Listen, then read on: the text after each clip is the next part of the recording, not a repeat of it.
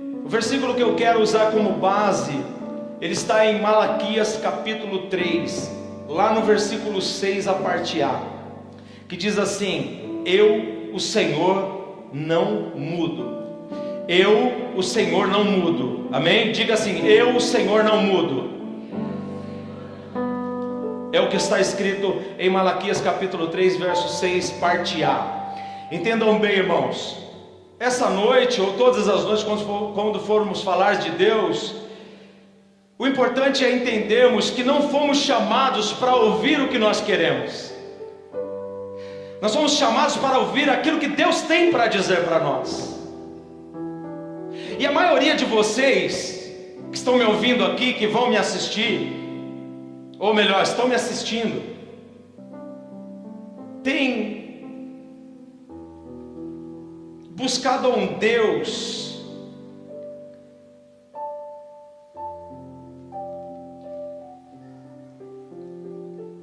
que não fala. Tem servido a um Deus que só ouve. Porque a maioria só se refere a Deus com palavras. Eu vou falar com Deus. Não diz eu vou ouvir a Deus. E as nossas orações não têm momentos de silêncio em ouvir ao Pai, mas somente momentos de metralhadora. Descarregamos nele tudo que queremos, tudo que podemos, todas as nossas angústias, aflições, e nós despejamos em cima de Deus, e não paramos para ouvir Deus. E Deus fala de uma forma tão tremenda, tão sublime, tão sutil, que aquele que tem a intimidade verdadeira com Ele consegue ouvi-lo. E Ele fala de diversas formas, em diversos momentos. No momento que você está falando, no momento de uma reunião na empresa, Deus é tremendo. Esse é o nosso Deus. E aí, irmãos, a maioria das pessoas que querem e não entendem ainda sobre o ódio de Deus, precisa entender o amor de Deus. E ainda que Deus esteja sentindo o ódio tremendo das nossas vidas aqui hoje,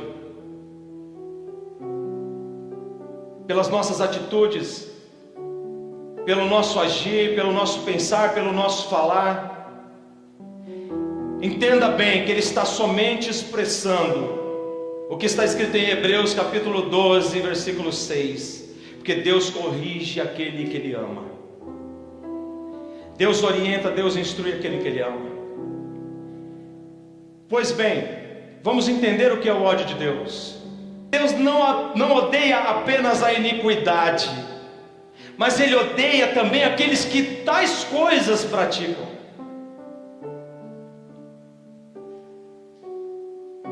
Salmo 5, versículo 5, diz assim: os loucos não pararão à tua vista, odeias a todos os que praticam a iniquidade. Iniquidade é você fazer algo que você sabe que é errado, mas faz.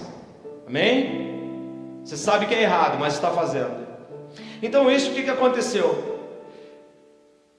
Com isso é impossível você separar o pecado do pecador. É impossível.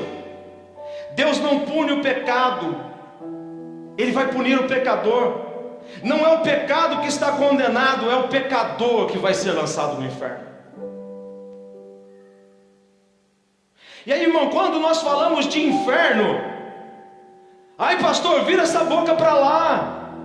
Quando vai se falar de inferno, quando vai falar de juízo, quando vai falar, as pessoas não querem ouvir, simplesmente porque, irmãos, isso choca a vida delas, ou talvez elas tenham medo de falar do inferno, elas tenham medo de falar do diabo, não toca nesse nome porque eu já fico arrepiado.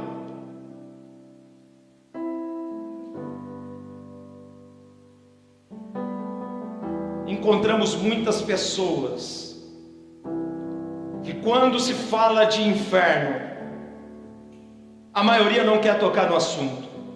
Muitos preferem viver uma vida disfarçando, maquiando, achando que isso não existe, que isso não vai acontecer, que esse dia do juízo não vai chegar. É simples. Basta você pegar um espelho e olhar e ver o seu reflexo lá, e perceber que você não é mais a mesma pessoa que você era 20 anos atrás, que as rugas agora tomaram posse do seu rosto, os calotes de gordura já tomaram grandes proporções na sua cintura, e que você não tem mais aquele corpo escultural, é a pessoa bela que era quando tinha seus 17 anos, 18, 20, 22.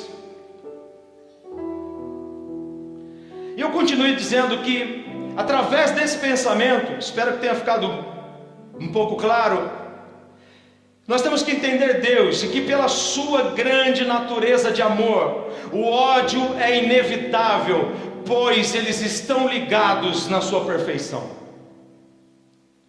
A reflexão sobre o ódio de Deus vai fazer com que vocês meditem esta noite sobre o quanto vocês conhecem Deus. E eu digo que todos devem estar muito vigilantes, preste atenção, que agora começa a estreitar o caminho para cada um de nós que estamos aqui ouvindo. Temos que estar vigilantes constantemente, em oração. Sabe por quê, irmão? Para que nossas mentes não tenham o discernimento de qual é a vontade de Deus, e pior ainda, de como Ele realmente é. E isso, irmãos, se não for feito, corre-se um grande risco de nós criarmos um Deus com um modelo segundo o nosso coração, o nosso próprio entendimento, a inclinação do desejo humano, carnal, corrupto e enganoso. Que tudo isso é o coração do homem.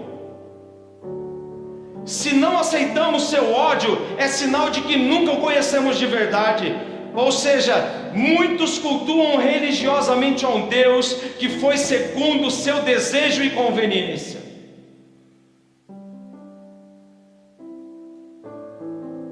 Diz assim em 2 Timóteo capítulo 4, versículo 2 ao 4, diz assim: porque virá tempo em que não suportarão a sã doutrina, mas tendo comichão nos ouvidos, amontoarão para si doutores conforme suas próprias concupiscências, e desviarão o ouvido da verdade, voltando a fábulas, a contos. Bom, como nós podemos entender o ódio de Deus? E qual é o tamanho do ódio de Deus? O ódio de Deus, qual é o tamanho do amor de Deus? Alguém me ajude, qual é o tamanho do amor de Deus? Infinito, ótima resposta. O amor de Deus é infinito. E qual é o tamanho do ódio de Deus? Só pode ser infinito. Preste atenção no que eu vou dizer para que você entenda de uma vez por todas o que é o ódio de Deus. Olhe,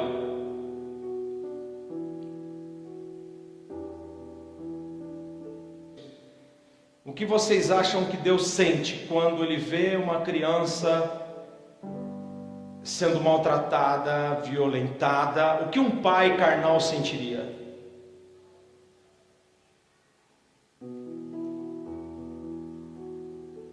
O que vocês acham que o meu filho Davi, 11 meses, está grandão assim,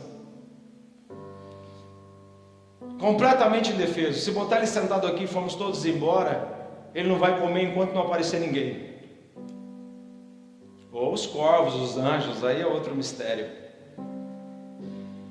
O que vocês sentiriam se viesse uma pessoa, entrasse aqui, ele estivesse sentadinho aqui e alguém pisasse a cabeça dele? Vocês não sendo pai.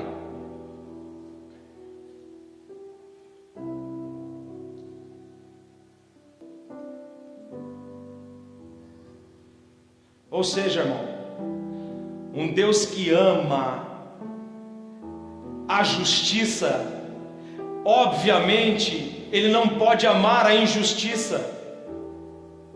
Um Deus que ama a verdade não pode amar a mentira. Tais coisas são opostas. E se Deus ama a verdade infinitamente, Ele só pode odiar a mentira infinitamente, porque a mesma proporção de amor é a mesma defesa. Agora nós temos um Deus muito compassivo e misericordioso, que não dá para medir o ódio de Deus pelo nosso sentimento humano, corrupto, enganoso, um sentimento de ódio a qual é egoísta, a qual só pensa em si próprio. Não podemos comparar o ódio de Deus desta maneira, porque Deus é compassivo e misericordioso, e é por isso que Ele trouxe tal assunto à tona. Entendido o ódio de Deus, preste atenção, irmãos, num grande momento que eu quero que você entenda aqui nesse lugar, para a sua vida. Veja o que você está fazendo da tua vida. Pastor, eu sou crente. Pastor, eu sou pastor. Pastor, eu sou presbítero. Pastor, eu sou diácono. Pastor, eu sou simpatizante. Pastor, você não me conhece. Graças a Deus, irmão, é bom que Deus te conheça no profundo. Ezequias, como diz o texto, ele abriu as portas da casa do Senhor.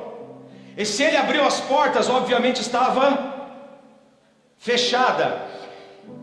E em seguida, ele manda reparar as portas. Se ele manda reparar as portas, é porque estavam quebradas, deterioradas, destruídas.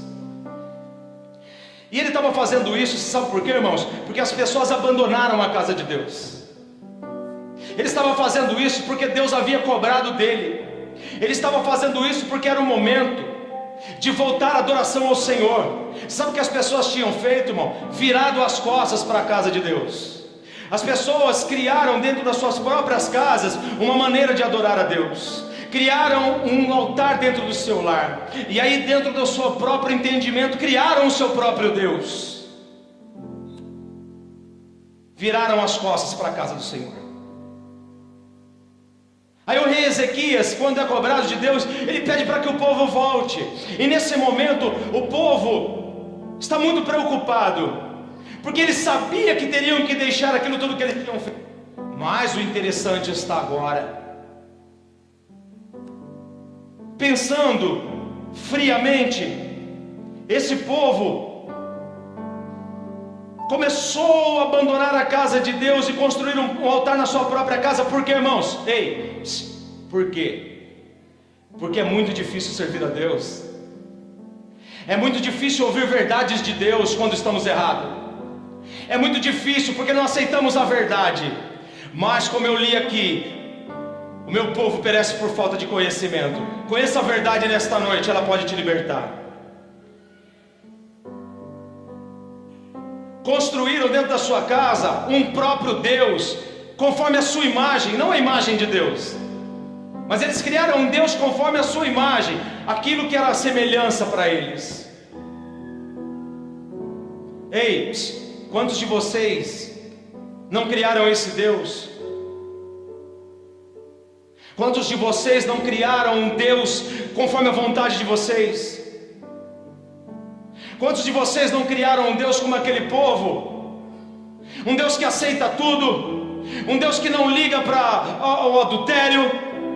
Criaram um Deus que não liga, que se você trabalha muito não vai na casa dele. Um Deus que não liga para que não tenha intimidade. Um Deus que não liga para que se não tenha oração. Um Deus que não liga para a maldade. Um Deus que não liga para as mentiras que você conta. Criaram um Deus tão bom, mas tão bom e tão amoroso, que Ele é capaz de não ver as maldades que são cometidas. Um Deus que não liga, que se não respeite pai e mãe. Criaram um Deus que não liga para que se fale mal dos irmãos, que se levante contendas.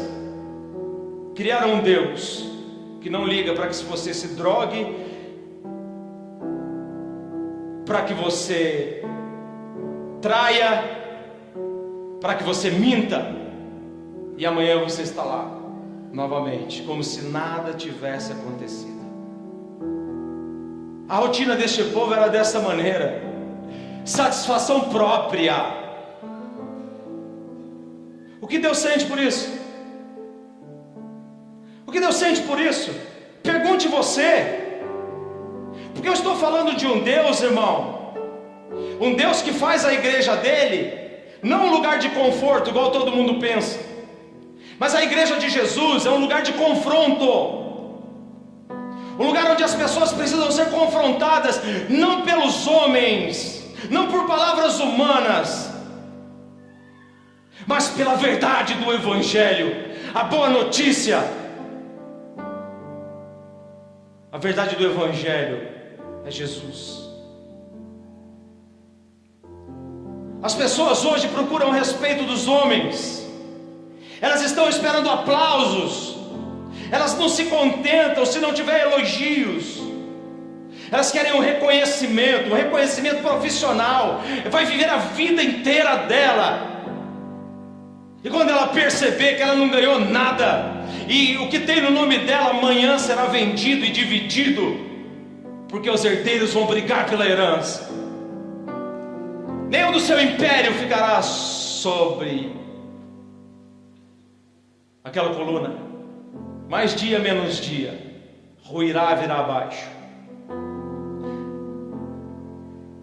Pessoas que seguem regras pelo conceito da sociedade, elas estão na igreja, mas elas seguem exatamente aquilo que é imposto, aquilo que é ditado pela moda, aquilo que é ditado pela televisão, tudo aquilo que está longe de Deus.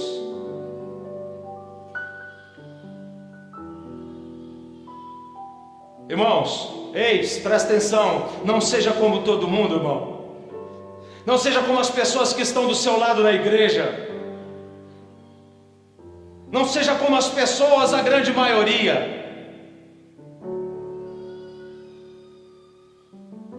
Seja você aquilo que o Senhor sonhou para um servo de Deus.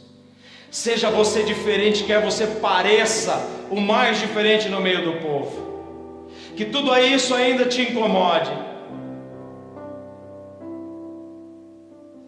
Seja você aquilo que Deus sonhou para você. Não faça porque está todo mundo fazendo. Com isso, o que acarreta, irmão? Um monte de escravo dentro da igreja. As pessoas se tornam escravos de muitas coisas.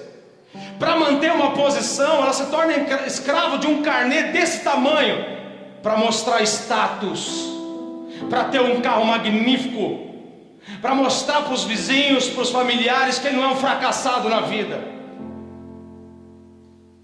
Precisa mostrar para as pessoas. Eu digo para você, irmão, a única coisa que você precisa mostrar é o seu coração para Deus e a tua sinceridade para o Senhor. Aí isso vai levar muitas pessoas à depressão. Algo que no século, na década passada e entrando essa, agora é natural, mas a década passada sofreu muito com isso. Uma das doenças mais procuradas, todas as pessoas estavam sentindo. Por que as pessoas sentem depressão, irmãos? Por que as pessoas sentem depressão? Porque elas estão longe de Deus, porque elas perderam a alegria, e não é uma alegria qualquer, elas perderam a alegria da salvação.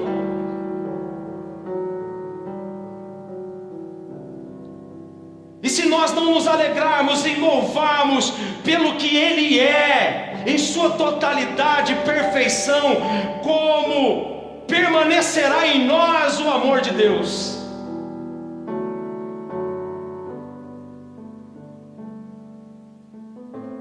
Deixa eu explicar melhor. Como pode o mais excelente do sentimento de Deus, o mais puro do seu amor, a sua totalidade, compactuar com o que se opõe aos seus princípios? Como pode? Assim como Deus que ama a verdade só pode odiar a mentira, assim como Deus que ama o homem e a mulher, que se prostra diante dele e se arrepende de verdade, Ele odeia aquele que vive uma vida morna. Apocalipse, igreja de Laodiceia.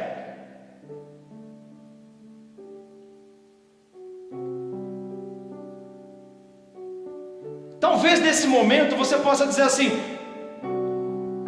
o pastor está equivocado, Deus me ama do jeito que eu sou.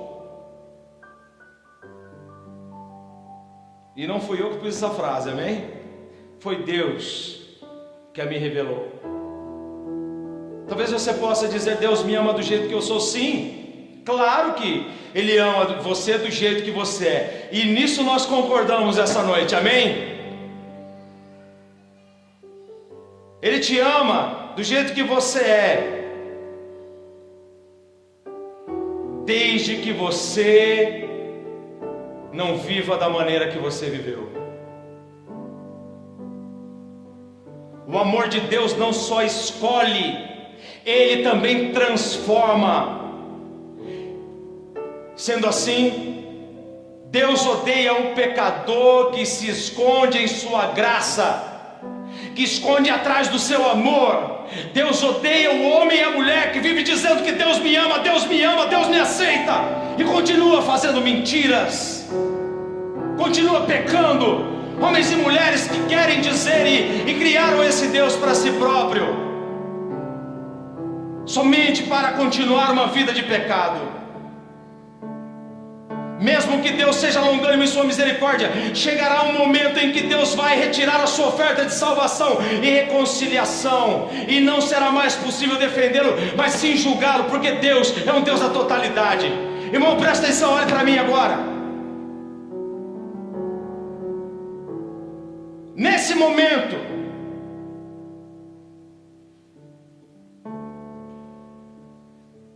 o que contém a ira de Deus pelo pecado é a sua própria mão.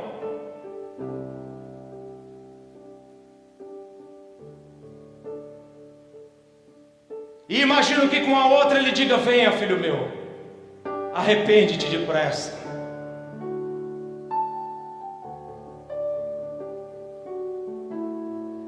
Um dia essa mão vai ceder, e esta também.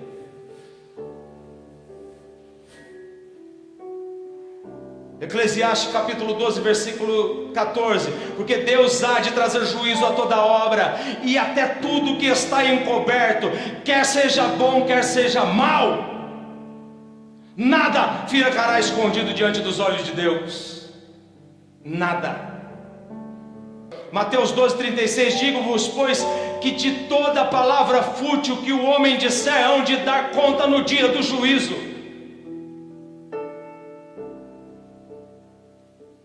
Atos 17, 31: porquanto determinou um dia em que com justiça há de julgar o mundo, por meio do varão que para isso ordenou, e disso tem dado certeza a todos, ressuscitando dentre os mortos.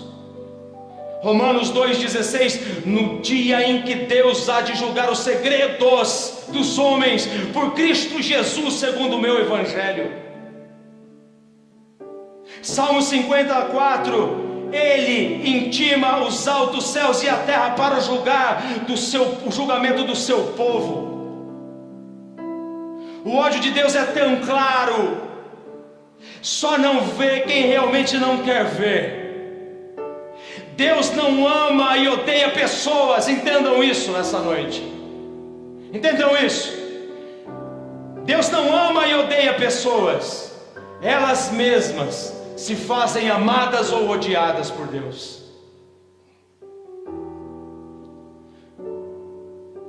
Por outro lado, irmãos, a culpa não é só do homem que recebe as informações. A culpa está também na